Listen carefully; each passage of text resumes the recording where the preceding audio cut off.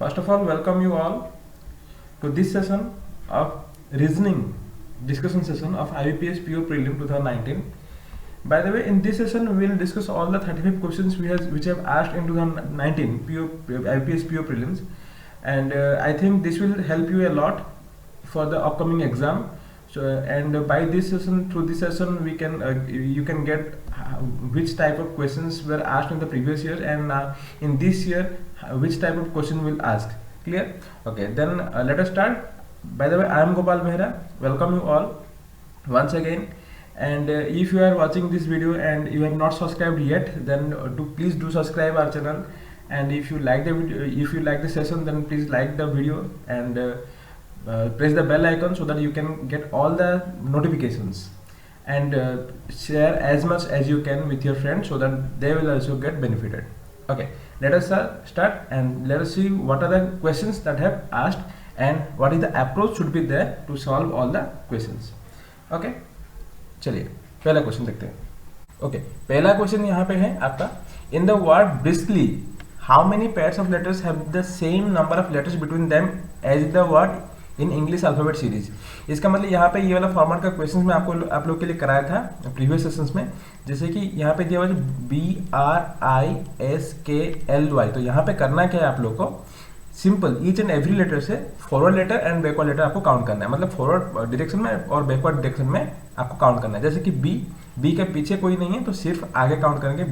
BCDEFGH, मतलब कोई भी यहाँ पे लेटर काउंटिंग वाला लेटर मैच नहीं हो रहा है तो यहाँ पे कुछ भी नहीं है.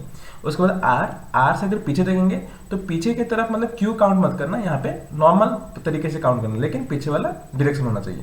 RS, अभी यहाँ पे S लेकिन यहाँ पे B है तो यहाँ पे मैच नहीं हो रहा है तो आगे चलेंगे. STUVW, देन कोई लेटर मैच नहीं हो रहा है. देन IJK, यहाँ पे अगर देखेंगे JK मैच नहीं हो रहा है. अगर आगे की तरफ चलेंगे तो IJK, मतलब यहाँ पे एक हो रहा है IJ, देन ये K. उसके बाद L, even L also IJKL, I के बाद यहाँ पे JKL भी मैच हो रहा है. उसके बाद M और नहीं हो रहा है. उसके बाद S देखेंगे STUV नहीं हो रहा है. इस तरफ देखेंगे तो STUV नहीं हो रहा है.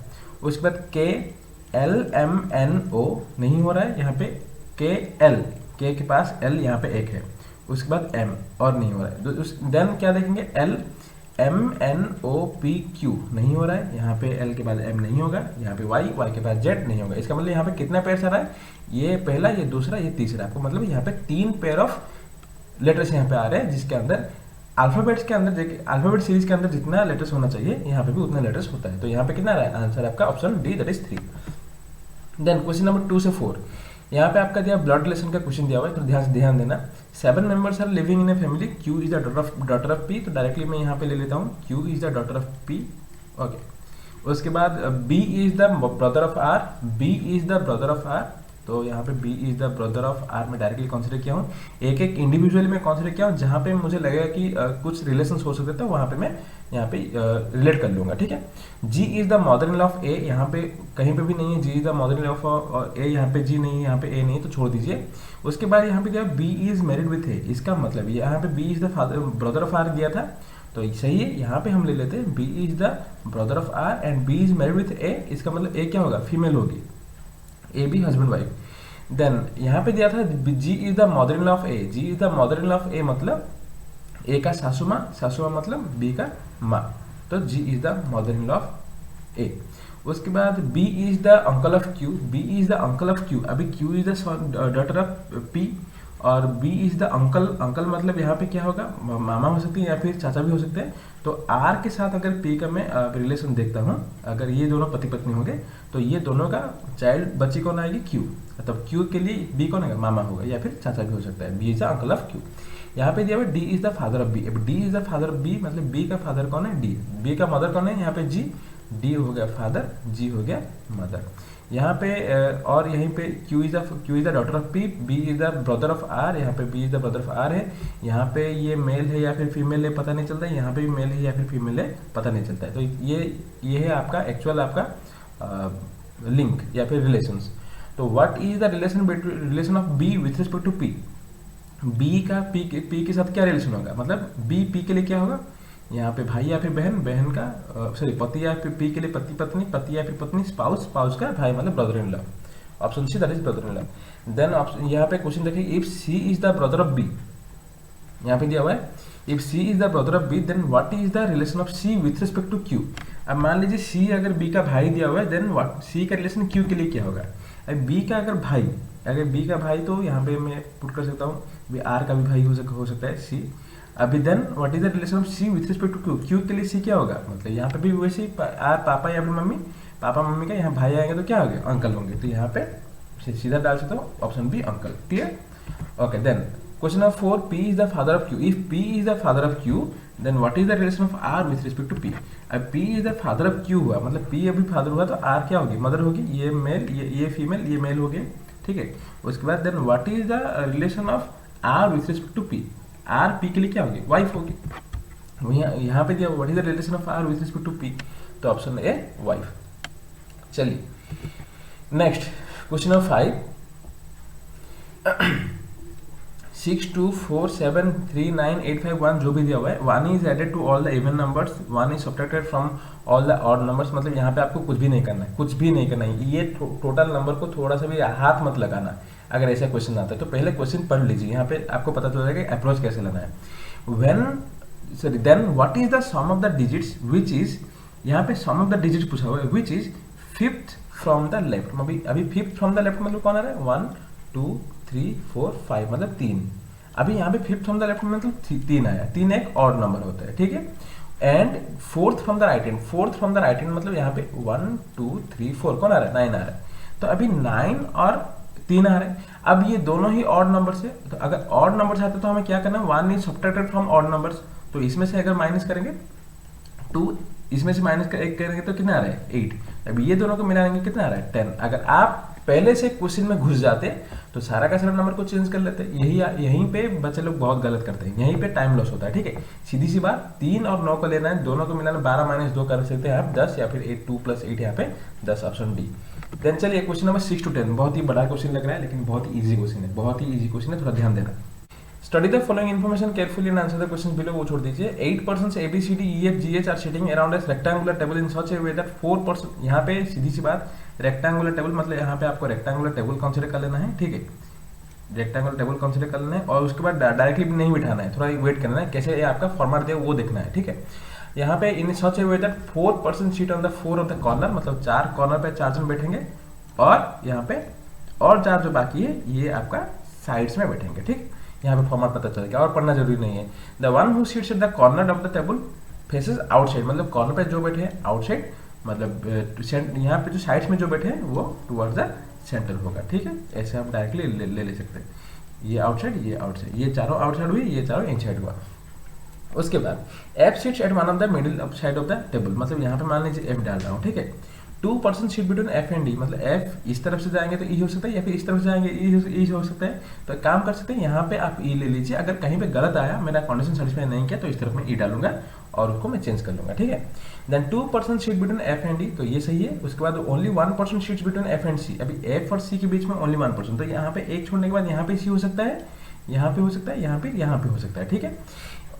लेकिन यहाँ पे जब E does not sit near to C, मतलब ई सी के पास नहीं बैठ रहा है, मतलब यहाँ पे मुझे सी पुट करना होगा, यहाँ पे सी पुट नहीं कर सकता हूँ, ठीक है। और एक बात next, either a seat second to the left of H और second to the right of H. अब ए एच का सेकंड राइट में या फिर सेकंड लेफ्ट में बैठना चाहिए। 1 person seat between A and C, अब ए एंड सी के बीच में 1 person, मतलब यहाँ पे 1 person छोड़ने के बाद यहाँ पे आएंगे तो यहाँ पे एफ होगा, लेकिन इसीलिए तो यहाँ पे मुझे ए यहाँ पे ले लेना है। उसके बाद देखें B and G seat opposite to each other, अभी बी एंड जी ऑपोजिट, मतलब यहाँ पे बी और जी आप डाल सकते हैं, यहाँ पे जी और बी आप डाल सकते हैं। और एक बात यहाँ पे देखेंगे D seat second to the left of B, अभी D seat second to the left of B, यहाँ पे बी कंसीडर करता हूँ तो आपका सेकंड लेफ्ट यहाँ पे आ सकता है डी, तो यहाँ पे अगर बी कंसीडर करता हूँ तो यहाँ पे आएगा डी, और यहाँ पे अगर जी कंसीडर करता हूँ तो यहाँ पे आएगा बी, बी का सेकंड लेफ्ट में डी नहीं होगा क्योंकि ई बैठा हुआ है, तो सही है। यहाँ पे बी मुझे कंसीडर करना है, यहाँ पे मुझे जी कंसीडर करना है, ठीक है।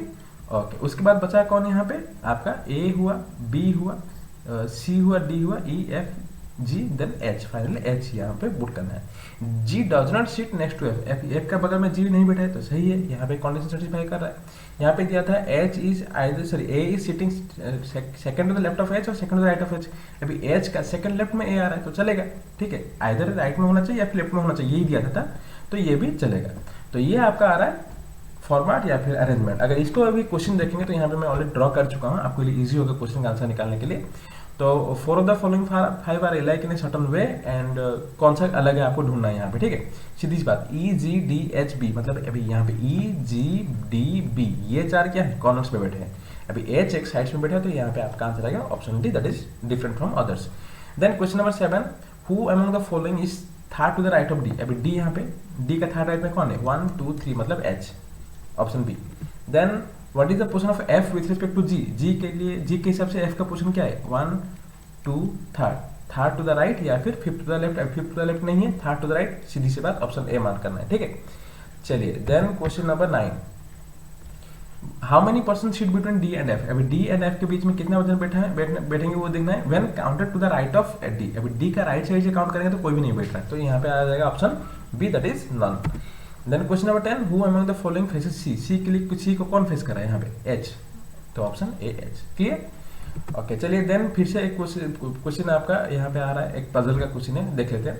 10 persons LM and OP QRSTU were born in 2 different dates of 15 and 30 of 5 different months like जनवरी से लेके जनवरी, मार्च, अप्रैल, सितंबर, नवंबर। मतलब यहाँ पे आपको करना क्या है, सीधी सी बात, नॉर्मली एक आपको कंसीडर करना है, पहले जनवरी का 2 डेट 15 एंड 30, ठीक है। उसके बाद आपका मार्च का 15 एंड 30, उसके बाद आपका अप्रैल 15 एंड 30, उसके बाद आपका सितंबर एंड नवंबर। तो वैसे सितंबर 15 and 30 and November 15 and 30, November 15 and 30 ऐसे आपको कंसीडर करना है, ठीक है। क्योंकि आप जैसे ही आप डे या फिर मंथ कंसीडर करते हैं, एक सीक्वेंशियल ऑर्डर में होना चाहिए। L was born on the 15th of the month which has 31 days. अभी एल कहाँ पे, जनवरी में हो सकता है, मार्च में हो सकता है, और ये तो 30 डेज वाला हो सकता है, तो एल जनवरी 15 हो सकता है या फिर मार्च 15 हो सकता है। देखते हैं कौन सा होगा। 3 persons were born between L and P। Okay मान लीजिए यहाँ पे जनवरी या फिर मार्च, तो मैं मार्च ले लेता हूँ, अगर नहीं होगा तो मैं चेंज कर लूँगा, ठीक है। और क्यों, ओके थोड़ा सा ध्यान रखना क्यों मैं यहाँ पे कंसिडर कर रहा हूँ। 4 persons were born between P and O, यहाँ पे दिया हुआ है O is born before L। अभी मान लीजिए L को जनवरी 15 में डाल रहा हूँ तो L से पहले O जन्म नहीं ले सकता, इसीलिए यहाँ पे मैं यहाँ पे L को डाल रहा हूँ, ठीक है। L born in मार्च 15 में यहाँ पे कंसिडर किया। उसके बाद 3 persons were born between L and P, मतलब यहाँ पे 1 2 3 छोड़ने के बाद यहाँ पे P आएगा, क्लियर, ऊपर तो नहीं ले सकते हैं। उसके बाद 4 persons were born between P and O। अब P and O के बीच में 4 persons, मतलब यहाँ पे 1 2 3 4, अभी यहाँ पे O आ जाएगा क्योंकि O born before O L हो गया, सही है। उसके बाद the number of persons were after O is same as the number of persons born before N। अभी O के बाद अगर जितना है N के प्रीवियस उतना है, मतलब अब यहाँ पे करना है, सेकंड से O है तो नीचे से सेकंड से कौन होगा, N, तो यहाँ पे N डाल सकते हैं। 1 person was born between P and R। अभी P and R के बीच में एक, तो यहाँ पे P है, यहाँ पे R नहीं ले सकते हैं, तो यहाँ पे R ले लीजिए, ठीक है। तो ये हो गया O L R P N, और ये 3 4 बचा हुआ है, तो यहाँ पे देख लेते हैं। Then M was born before T but not in the month of January। अभी M T से पहले जन्म हुआ है लेकिन जनवरी में नहीं, मतलब यहाँ पे M नहीं होगा, तो यहाँ पे M हो सकता है, यहाँ पे M हो सकता है, यहाँ पे M हो सकता है, यहाँ पे M नहीं होगा, हाँ यहाँ पे M हो सकता है, क्योंकि यहाँ पे अगर T होगा तो यहाँ पे M हो सकता है। यहाँ पे T was born before P। अभी T was born before P मतलब यहाँ पे T होगा, यहाँ पे T होगा, ठीक है, यहाँ पे T होगा, यहाँ पे T होगा, और उसके साथ साथ यहाँ पे दिया हुआ था M was born before T, N was born before T, मतलब यहाँ पे क्या होगा, यहाँ मैं कंसीडर कर सकता हूँ यहाँ पे T, क्योंकि T was born before P and M was born before T, ठीक है। T P से पहले जन्म लिया हुआ है, एंड M T से पहले, मतलब यहाँ पे M डालना है, यहाँ पे T डालना है, ये सीधी सी बात है। और बचा कौन यहाँ पे और 3-4 बचेंगे। तो यहाँ पे दिया था T was born before P, सही है। U was born before S on the same date. अभी U was born before S on the same date मतलब दोनों डेट सेम होना चाहिए। तो यहाँ कहाँ पे, यहाँ पे दोनों डेट छोटा है, तो यहाँ पे you was born before S मतलब यू सितंबर में जन्म लिया हुआ, एस नवंबर में। तो यहाँ पे बचा कौन, P Q R S T मतलब यहाँ पे क्यू, तो आ गया Q O L M R T P U N S. ये आपका अरेंजमेंट बहुत इजी है, धीरे धीरे आपको करना है, मतलब कंफ्यूज नहीं होना है। धीरे धीरे अगर करेंगे तो यहाँ पे आपका आंसर आ जाएगा। तो चलिए क्वेश्चन देख लेते हैं। यहाँ पे मैं दे दिया हूँ जनवरी का ये टोटल जहाँ पे मैं लाया था, यहीं पे मैं सेट कर लिया हूँ, आपको क्वेश्चन के आंसर निकालने के लिए ईजी होगा बोल के। Then how many persons were born after U, U के बाद कितना जन, अभी 2 जन, ठीक है। तो यहाँ पे आ जाएगा option D, that is 2 after U, U के बाद, ठीक है। देन यहाँ पे क्वेश्चन पूछा हुआ है, देन कौन सा यहाँ पे ग्रुप अलग होगा, क्यू एल, यहाँ पे क्यू, यहाँ पे एल, ठीक है। आर पी, यहाँ पे आर, यहाँ पे पी, उसके बाद ओ एस, अगर ओ एस देखें तो ओ यहाँ पे और एस यहाँ पे, ठीक है। पी एन, अगर पी एन देखें तो पी यहाँ पे और एन यहाँ पे, और एम ओ, एम यहाँ पे और ओ यहाँ पे। मतलब अगर सब कुछ देखते हैं तो एक एक का डिफरेंस होता है, मतलब क्यू एल यहाँ पे एक डिफरेंस, आर पी अगर आर पी देखते हैं तो यहाँ पे भी एक डिफरेंस, उसके बाद पी एन, अगर पी एन देखते हैं तो यहाँ पे भी एक डिफरेंस, यहाँ पे एम ओ भी एक डिफरेंस। लेकिन जब ओ एस यहाँ पे पूछता है तो ओ यहाँ पे है, एस यहाँ पे, तो बहुत सारा डिफरेंस आता है, ठीक है। तो इसीलिए यहाँ पे आंसर क्या होगा, option C, that is O S. Then question number 13, how many persons were born before T and N. अभी टी एंड एन के बीच में how many person born between T and N, T and N के बीच में कितने जन, यहाँ पे 2 जन आ रहे हैं, तो यहाँ पे आंसर होगा option C, that is 2। Then question number 14, the number of persons were born after P is same as the number of persons born before. अब पी के बाद 3 जन, अभी कितना जन, अभी 3, एम से पहले, अब किससे पहले 3 जन है, मतलब एम से पहले, तो यहाँ पे आपका आ जाएगा option A, that is M. Which of the following is odd one. अभी Q L R P S, अभी Q 15, L 15, R 15, P 15, S 30th पे, इसका मतलब एस यहाँ पे अलग होगा जो कि 30th डेट पे जन्म हुआ है उसका, ठीक है। देन क्वेश्चन नंबर 16 to 20 आपका आ गया इनइक्वालिटीज। इनइक्वालिटीज का सारा मैं क्वेश्चन आपका सॉल्व किया हूँ, बेसिक सेशन से लेकर एडवांस सेशन तक मैं सारा का सारा सॉल्व किया हूँ, वो आप पहुँच कर सकते हैं, देख सकते हैं। मैं सारा का सारा चैप्टर का लिंक दिया हूँ डिस्क्रिप्शन में, वो आप फॉलो कर सकते हैं। उसके साथ साथ अगर आप हमारे टेलीग्राम चैनल ज्वाइन करते हैं तो वहाँ पे भी आपको बहुत सारा मटेरियल्स मिल जाएगा, ठीक है। चलिए देन यहाँ पे अगर क्वेश्चन देखेंगे तो कंक्लूजन चेक करना है, A greater than equal to Z. यहाँ पे सीधी सी बात, यहाँ पे ए के बाद ग्रेटर देन है, तो ग्रेटर देन इक्वल आने का चांसेस नहीं है, खत्म बात, 1 will be wrong. Z less than V, यहाँ पे जेड, यहाँ पे वी, तो लेस देन इसका मतलब लेस देन, तो ओनली 2, दैट इज यहाँ पे आंसर आएगा option B.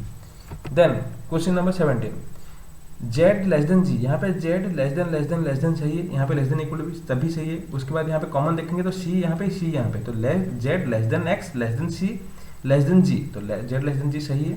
Then X less than J, अभी एक्स यहाँ पे less than C less than equal to यहाँ पे, तो एक्स लेस देन जे भी आएगा। आपको मैं बताया था अगर लेस देन इक्वल टू होता है तो क्या होता है, greater than equal to greater than होता है तो क्या होता है, ये सारा का सारा मैं बताया था, ठीक है। यहाँ पे आपका आंसर क्या रहा है, option E, both 1 and 2 follows. Directly answer देखिए, बहुत मतलब विद इन 10 सेकंड्स हम लोग आंसर निकाल रहे हैं यहाँ पे, ठीक है। उसके बाद Q greater than equal to T, की Q greater than equal to यहाँ पे ऑपोजिट साइन आ रहा है, तो ये गलत, छोड़ दीजिए, सीधी सी बात, डायरेक्टली गलत हो रहा है। Then R less than equal to I, R यहाँ पे है, यहाँ पे आई है, बीच में लेस देन इक्वल, बीच में लेस देन आ रहा है, मतलब यहाँ पे लेस देन इक्वल और नहीं आएगा, सीधी बात, सीधे है गलत, मतलब यहाँ पे option D, that is neither 1 nor 2। Then question number आपका 19, ए लेस देन सी, तो A less than S less than D equal to F, यहाँ पे अगर देखें तो डी लेस देन, यहाँ पे तीनों लेस देन, यहाँ पे दोनों लेस देन, तो लेस देन अगर सारा का सारा देखेंगे तो ए सी लेस देन हो सकता है, चलिए सही है।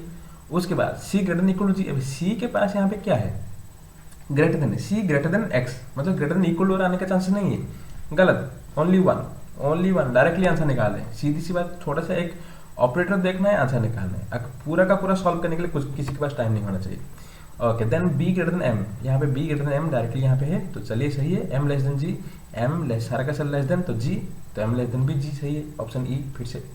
ये था आपका 5 क्वेश्चन, बहुत ही इजी में हम आंसर निकाल लिए। तो यहाँ पे ओके, देन यहाँ पे आपका थोड़ा सा ध्यान देना, यहाँ पे आपका क्वेश्चन ऑफ 21 से लेकर 25 मतलब 5 क्वेश्चन के लिए आपका क्वेश्चन पूछ रहा है। जब ये चाइनीज कोडिंग या फिर आपका मैं बोल रहा हूँ स्टेटमेंट कोडिंग जब दिया हुआ है, जब 5 क्वेश्चन या फिर 3 क्वेश्चन ऐसे दिया हुआ है तो बेटर होगा कि सारा का सारा सॉल्व कर लेते हैं, ठीक है।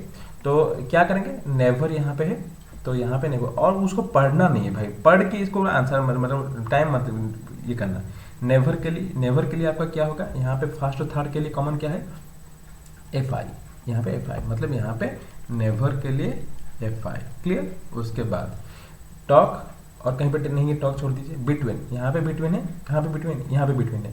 तो फर्स्ट एंड लास्ट में बिटवीन मतलब क्या, यहाँ पे कॉमन कौन सा है, एंटी, यहाँ पे एंटी मतलब यहाँ पे सीधी सी बात बिटवीन मतलब एंटी, क्लियर। उसके बाद अदर्स, यहाँ पे अदर्स, तो यहाँ पे भी अदर्स है। तो फर्स्ट एंड सेकंड में कॉमन कौन आ रहा है, यहाँ पे आ रहा है आर ओ, मतलब अदर्स के लिए आर ओ, ठीक है। उसके बाद टॉक बचा कौन, यहाँ पे एस एम, मतलब यहाँ पे talk equal to S M, clear. Next should और कहीं पे है, नहीं पे, कहीं पे भी नहीं है।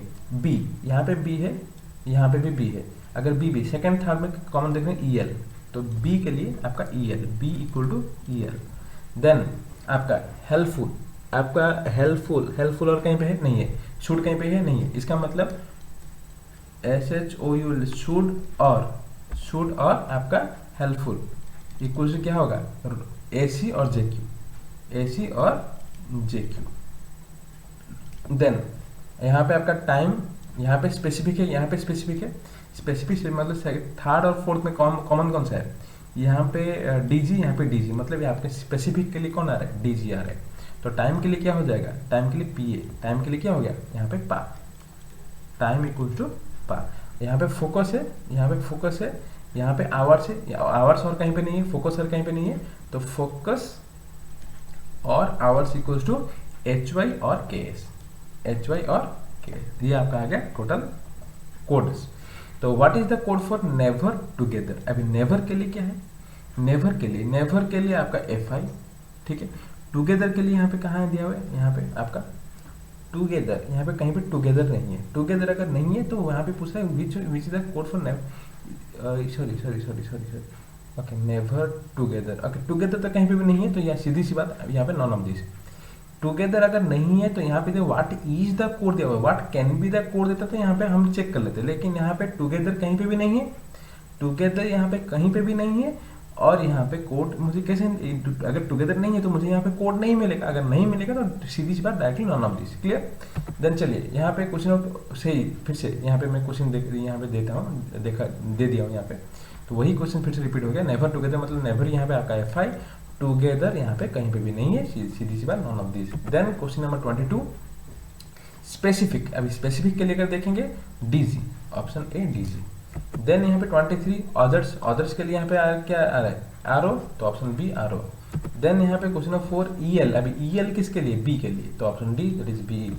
Then what may be the possible code for focus real. अभी फोकस के लिए क्या है, के एस और एच वाई। अभी रियल के लिए क्या है, रियल के लिए यहाँ पे रियल नहीं है, तो मतलब नया वर्ड ढूंढना होगा, मतलब जेड ई हो सकता है, कि जेड ई कहीं पे यूज हुआ है क्या, नहीं, तो यहाँ पे के एस एंड जेड ई हो सकता है, क्योंकि के एस आपका हो सकता है फोकस के लिए, रियल के लिए आप जेड ई ले सकते हैं। और यहाँ पे इधर ए और सी दिया हुआ, तो इसको भी देख लेते हैं, मतलब एच वाई भी हो सकता है, ठीक है, सही है। और टी आर यूज नहीं हुआ है, मतलब ये भी हो सकता है, तो यहाँ पे option A and option C, मतलब आइदर और आपका दैट इज ऑप्शन डी होगा answer, clear.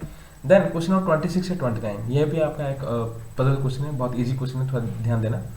6 persons are sitting in a row facing the north, मतलब यहाँ पे सीधी सी बात 6 पर्सन ले लेना है, 1 2 3 4 5 6, 6 person sitting on a row facing the north. C sits third from one of the end, मतलब एक एंड से आपको थर्ड से लेना है सी, मतलब 1 2 3 मैं इस तरफ से ले रहा हूँ सी, clear. And third from the one who is 12 years old sits second to the right of C। अभी C का second right में, फर्स्ट सेकंड राइट, यहाँ पे कौन बैठ रहा है, यहाँ पे 12, जिसको 12 साल हुआ है, ठीक है। ओके, उसके बाद the number of person seat to the left of D, मतलब यहाँ पे कहीं पे the number of person seat to the right of seats, number of person seat right of the one who is 12 years old is same as the number of person seat to the left of D, मतलब 12 साल का जो बच्चा है, इसका right में जितना जन बैठेंगे डी का लेफ्ट में उतना जन, मतलब यहाँ पे अगर 12 ये तो यहाँ पे मेरा डी होगा, क्योंकि इसका राइट में एक जन, इसका लेफ्ट में एक जन होंगे। उसके बाद O sits second to the right of the one who is 6 year old, यहाँ पे O 6 year old होना चाहिए, sorry O is second to the right of the one who is 6 year old। अभी यहाँ पे अगर O लेंगे तो यहाँ पे 6 year old लेना होगा, ठीक है। तो देखते हैं कहाँ पे हो सकता है, और यहाँ पे अगर O लेंगे तो यहाँ पे D को 6 years लेना होगा। तो किस इसमें से कुछ भी हो सकता है। अगर देखेंगे then 2% seat between D and B whose age is twice than D, मतलब अभी D का ट्वाइस होगा B, मतलब यहाँ पे अगर D लेंगे 6 years तो B यहाँ पे ले सकते हैं। तो D और B के बीच में 2 जन बैठेंगे, B का 12 साल, D का 6 साल, ठीक है, ये सही है। और यहाँ पे अब क्या दिया था, O seat second to the right of the one who is 6 year old, तो यहाँ पे O ले लीजिए, ठीक है, यहाँ पे O कंसीडर कर लीजिए, यहाँ पे आ गया। देन यहाँ पे N seats to the right of P, यहाँ पे to the right of P मतलब यहाँ पे P होगा, यहाँ पे N होगा। इमीडिएट राइट या फिर सेकंड राइट या फिर थर्ड राइट कुछ भी नहीं बोला है, मतलब सिर्फ राइट बोला है, मतलब यहाँ पे डायरेक्टली कंसीडर कर सकते हैं। ये आपका आ गया। The one who is 36 years old is sits third to the left of one who is 15 years old। अभी जिसको 36 years हुआ है वो 15 साल का जो बच्चा है उसका थर्ड लेफ्ट में बैठा है। यहाँ पे कौन 15 साल पता नहीं है, थोड़ा सा ध्यान देना। उसके बाद the age of O is 18 years, यहाँ पे O कितने साल का, 18 years। इसका मतलब यहाँ पे the one who is 36 years old is sits third to the left of one who is 15 years old, मतलब यहाँ पे आपका 15 डाल दीजिए, 1 2 3 36, यहाँ पे आपका 36 हो जाएगा, ठीक है। यहाँ पे अगर 15 डालते तो यहाँ पे 36 नहीं होता, क्योंकि सेकंड लेफ्ट में होगा। तो ये आपका आ रहा है arrangement PDC OBN, that is 6 36 18 12 15। Question देखते हैं। देखिए यहाँ पे मैं डायरेक्टली ड्रॉ कर चुका हूँ यहाँ पे PDC OBN। P if P is 3 years older than C, मतलब अभी C से 3 साल का बड़ा है, तो यहाँ पे कितना होगा, 39 होगा।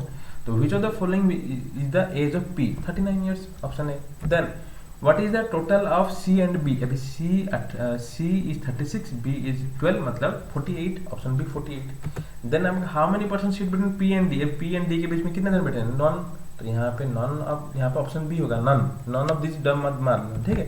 29 who among the following seats at an extreme end of the row, ठीक है, P एंड N, यहाँ पे P यहाँ नहीं है, सीधा N, तो ऑप्शन सी डायरेक्टली आप कंसीडर कर सकते हैं। 30 से लेकर 34 तक यहाँ पे और एक क्वेश्चन दिया हुआ है, ठीक है।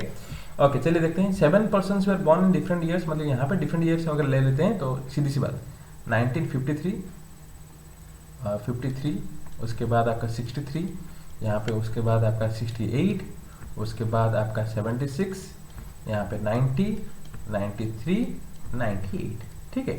7 1 2 3 4 5 6 7, 2019 मत ले लेना, 2019 is the base year for measuring the age of all persons. यहाँ पे आपके इसको बेस ईयर कंसीडर किया गया एज नापने के लिए, ठीक है। Not more than 2 persons were born before O, मतलब born before P, मतलब P से पहले 2 से ज़्यादा नहीं, मतलब 2 कंसीडर कर सकते, तो यहाँ पे आप P कंसीडर कर लीजिए। अगर नहीं हुआ तो मैं यहाँ पे P या फिर यहाँ पे P कंसीडर कर सकता हूँ।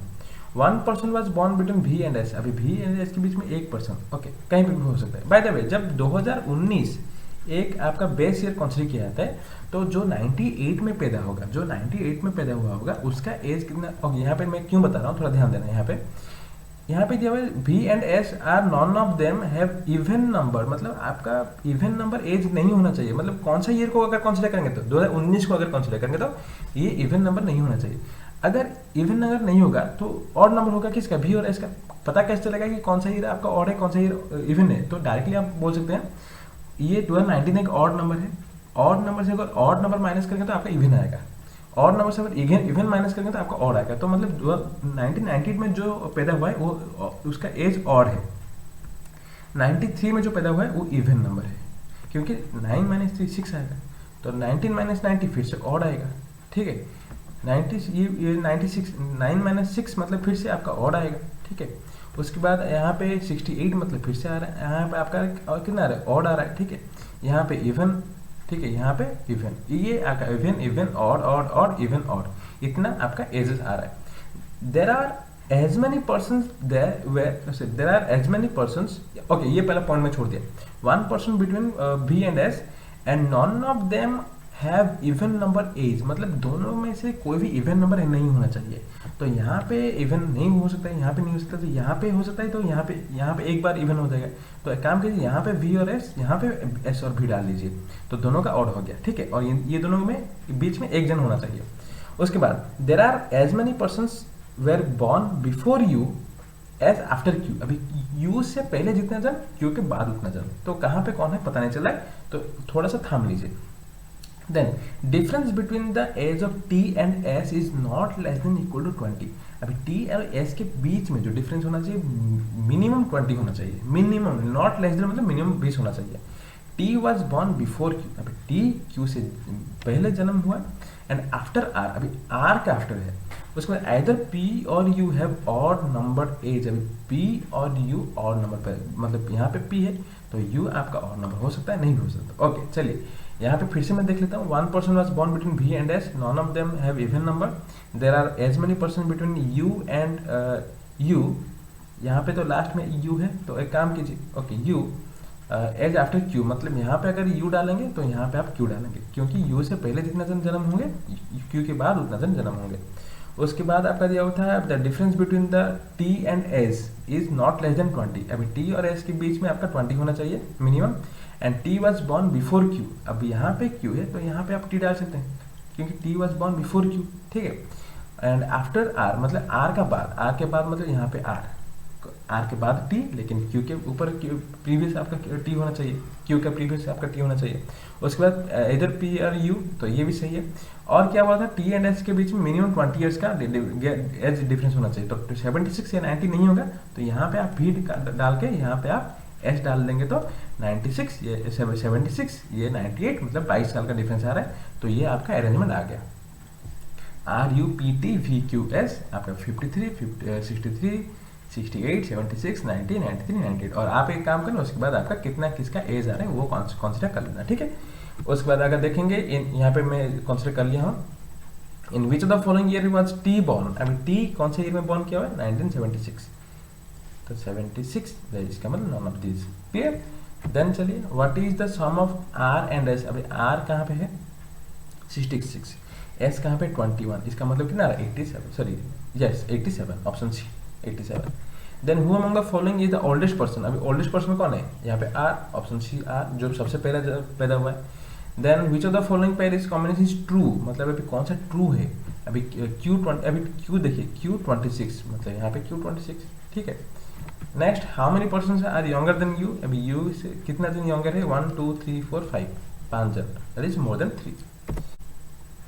क्वेश्चन नंबर 35, यहाँ पे दिया हुआ if in the given word splendour in which consonant change to its previous letter, मतलब इसमें से कॉन्सोनेंट प्रीवियस लेटर को चेंज होना चाहिए, मतलब SPLENDOR, ये S क्या हो जाएगा आपका R, P हो जाएगा आपका Q, देन L होगा आपका K, देन आपका E हो गया F, नेक्स्ट लेटर को चेंज होगा भावेल, और यहाँ पे भी भावेल, नेक्स्ट लेटर चेंज होगा मतलब P, ये हो गया आपका Q, क्योंकि R का बदले पहले Q होगा। उसके बाद N नेक्स्ट होगा, प्रीवियस होगा तो क्या होगा M होगा, उसके बाद D आपका C होगा, ठीक है, इतना हो गया। तो उसके बाद change, then arrange in, sorry P का अगर प्रीवियस होगा तो ये, सॉरी ये आपका O होगा, सॉरी ये आपका O होगा।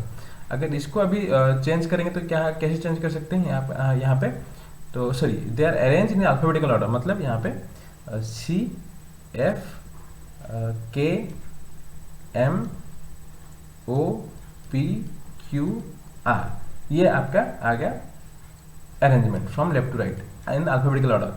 Then which letter is fifth from the left hand, 1 2 3 4 5, अभी कौन आ रहा है O, that is option B, clear.